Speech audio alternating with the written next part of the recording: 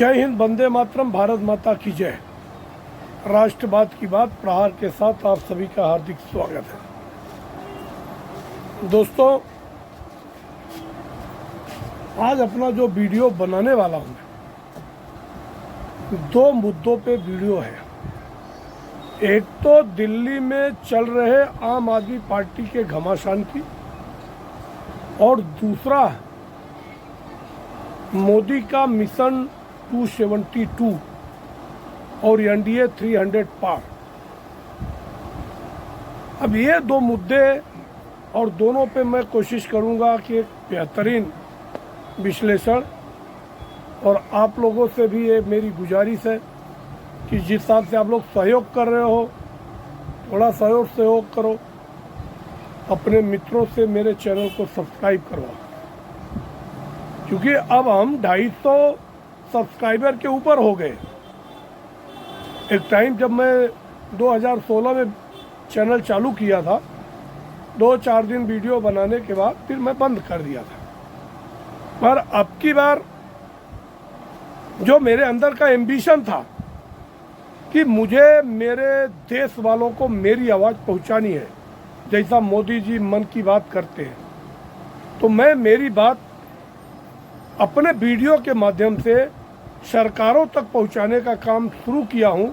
और ख़ास तौर से जिसके लिए वीडियो बनता है उनको मैं इसमें हैशटैग लगाता हूं। तो आप लोगों का जो सहयोग है वो बहुत दूर तक जा रहा है, और उम्मीद करूंगा कि आप लोग ये सहयोग पूरा करो। मुझे आप लोगों से कोई पैसे की ज़रूरत नहीं है। निस्वार्थ भाव से बिना 1 रुपये खर्च किए आप लोग मेरे चैनल को सब्सक्राइब करो। हाँ, एक और हमने एक मेरे तरफ से एक गिफ्ट रखा है कि अगर अपना कोई बंदा 100 सब्सक्राइबर करवाता है तो उसको 1000 के या तो कपड़े अपने लिए या अपने फैमिली के लिए कपड़े हमारे तरफ से ले सकता है, और उसको मैं रिवार्डेड करूँगा और अपने चैनल में उसको मैं दिखाऊंगा भी। धन्यवाद। अब आते हैं अपन विषय पे कि जब कांग्रेस पार्टी और बीजेपी अब की बार इतने आक्रामक होके दिल्ली में उतरे हैं कि अब जब लग गया केजरीवाल को कि अब मेरा किसी भी सूरत में वापसी बहुत मुश्किल है, क्योंकि सारे कुकर्मों का भंडाफोड़ हो गया है। और अभी और एक चीज़ मैं बता रहा हूँ कि हर नुक्कड़ चौराहे पर एक एलईडी की बड़ी स्क्रीन, और उसमें काले कारनामे कि जिस समय दिल्ली की जनता ऑक्सीजन और वैक्सीन के लिए जूझ रही थी, बेड के लिए जूझ रही थी, उस समय आलीशान शीश महल वो व्यक्ति बना रहा था जिसने अपने बच्चों की कसम खा के कहा था कि न मैं तो कभी बड़ा घर लूँगा और न मैं वीआईपी कल्चर को फॉलो करूँगा।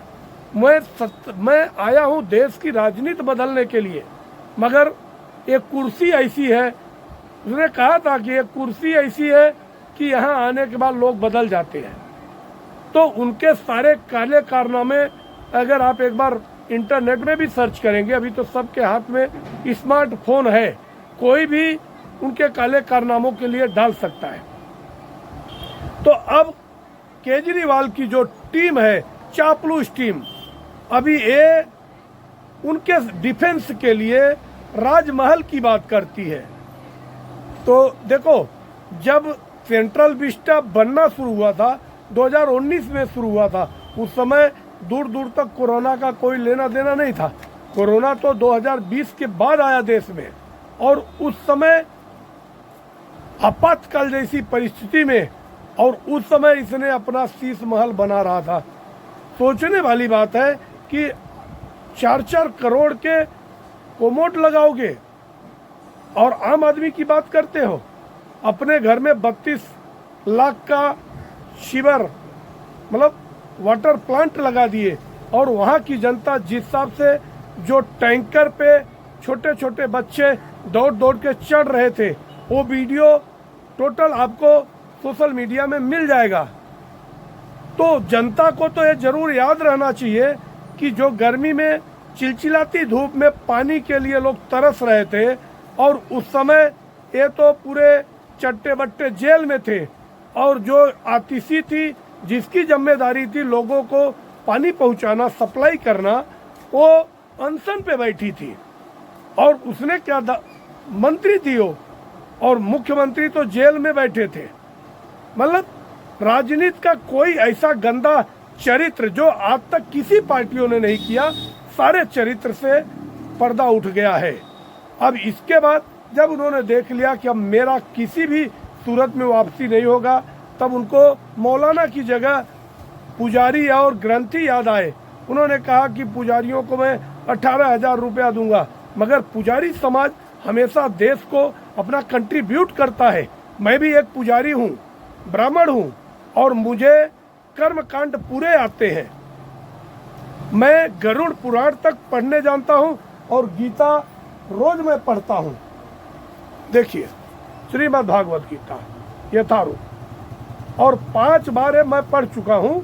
ये अभी तक 5 बार पूरा कंप्लीट हो गया है। सुबह 5 श्लोक और शाम को 5 श्लोक पढ़ता हूँ मैं। तो मेरा कहने का मतलब है कि जो पुजारी और ग्रंथी है वो कभी लालची नहीं होते हैं, और उनको केवल पिक्चर में, ये जो सेकुलर गिरोह की बॉलीवुड थी उसमें पुजारियों को बदनाम किया।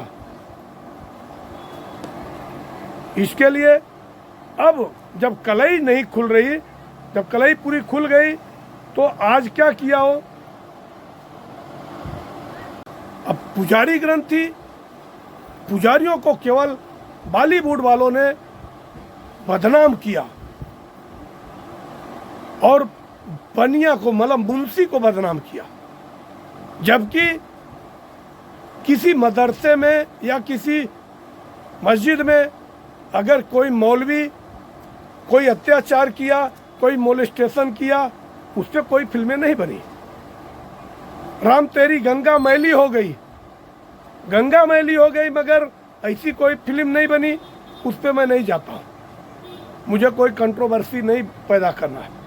मतलब ये सब कांग्रेस की सोची समझी साजिश थी। तो आज सुबह आम आदमी पार्टी के संजय सिंह और सौरभ भारद्वाज जो खुद पीडब्ल्यूडी मिनिस्टर थे, कल तक तो तुम ही मिनिस्टर थे, तो तुमको तो खुद पता होना चाहिए कि वो शीश महल में क्या है, सोने के टॉयलेट लगे हैं, सीट की नहीं लगे हैं। और दूसरी बात, ये तो बीजेपी जब इसको बिना हाथ में लिया है तो सारे पत्ते एक एक टीवी एलईडी स्क्रीन पे दिखाया जाएगा।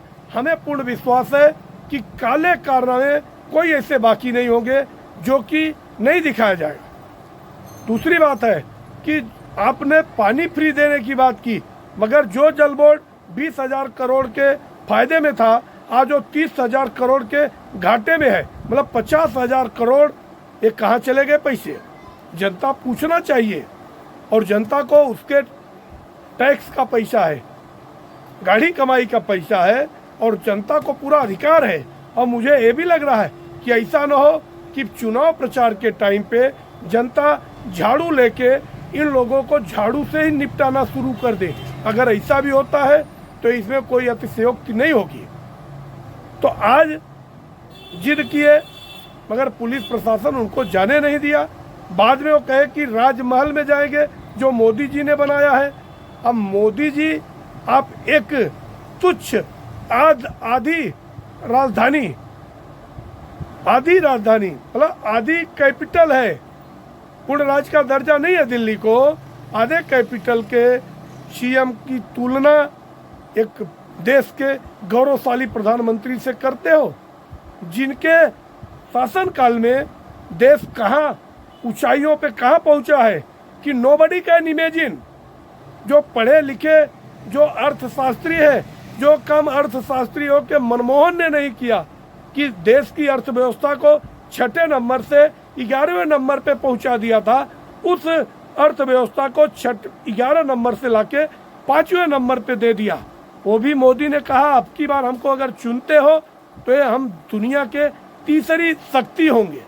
और वो दिख भी रहा है कि आज बड़े बड़ी शक्तियां सरेंडर है।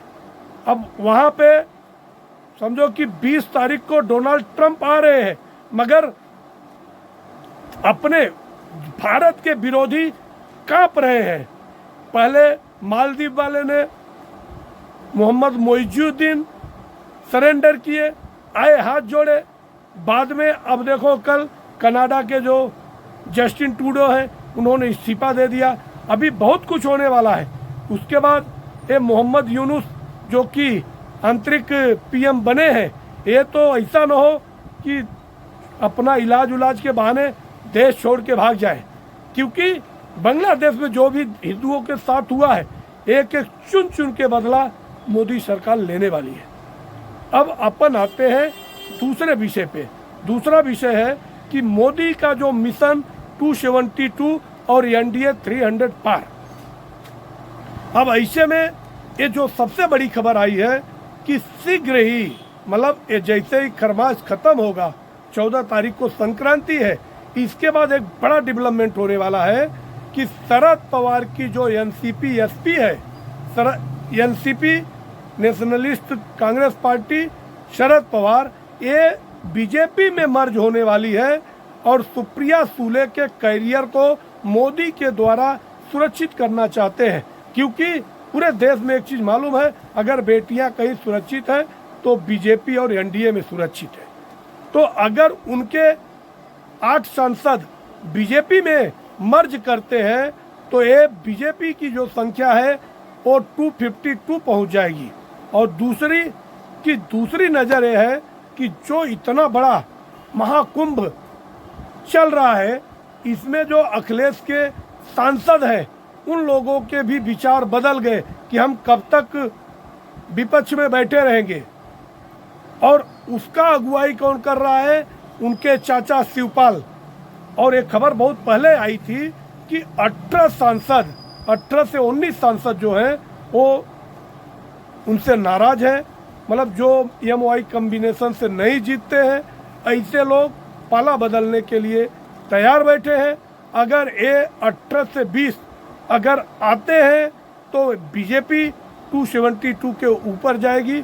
अभी एक खबर ऐसा चल रही है और आने वाले 2-3 महीने में अगर ये डेवलपमेंट हो जाता है तो इसमें कोई ऑपरेशन लोटस का काम नहीं है। ये बदनाम करने वाले ऑपरेशन लोटस का नाम देंगे, मगर मैं जिस हिसाब से बीजेपी को अंदर से जानता हूँ, एक बीजेपी का पदाधिकारी होने के नाते मुझे मालूम है बीजेपी कोई भी अनर्गल काम नहीं करती है। हाँ, अगर कोई अपनी इच्छाओं को लेके आता है तो उसकी इच्छा जरूर यहाँ पे पूर्ण की जाती है। तो और तीसरी बात, जो एक खबर प्लांट किया गया था कि जल्द ही चचा पलटी मार देंगे, तो ये केवल अफवाह था और वो आके विधिवत उसका पलटवार किया। उन्होंने कहा मैंने 2 बार भले मार दिया पलटी, लालू के साथ गया। लालू ने 95 वाला दौर बिहार को याद करना चाहिए। इन्होंने जंगल राज बना के रखा था। आज बिहार बहुत आगे है और मुझे उम्मीद है कि ये भी जो खबरें प्लांट की गई थी ये सिर्फ अफवाह है। नीतीश कुमार कहीं नहीं जा रहे हैं। आने वाले चुनाव में जो अक्टूबर-नवंबर में इसी साल चुनाव होने वाला है, एनडीए फिर से इंटैक्ट होकर चुनाव लड़ेगी। हाँ, ये तय होगा चुनाव बाद कि कौन मुख्यमंत्री होगा, क्योंकि नीतीश कुमार अब अपने उम्र के आखिरी पड़ाव पे है। और मुझे एक उम्मीद भी है कि अब नीतीश कुमार जिस हिसाब से अपने आप को चेंज किए हैं वो ऐसा जिद भी नहीं करेंगे कि हमको मुख्यमंत्री फिर से बनाया जाए। अब ये जनता के ऊपर है कि अगर बीजेपी को और थोड़ा ज़्यादा मैंडेट देती है और फिर वो खुद कहेंगे कि हाँ, हमारे तरफ से अब बीजेपी की सरकार बननी चाहिए, क्योंकि बीजेपी में भी योग्यताओं की कमी अब नहीं है। और बिहार को अगर सशक्त बिहार बना सकता है कोई, तो बीजेपी और मोदी वाली एनडीए की सपोर्ट से ही, जब तक डबल इंजन की ओरिजिनल सरकार नहीं बनेगी, बिहार उत्तर प्रदेश के बराबरी में नहीं आ सकता है। और बिहार को अब उस बीमारू राज्य से बाहर निकालने का दौर भी आ गया है। आप लोगों को अगर हमारे कंटेंट अच्छे लगे तो आप हमारे चैनल को सब्सक्राइब करें और अपने मित्रों तक जरूर शेयर करें। जय हिंद, वंदे मातरम, भारत माता की जय।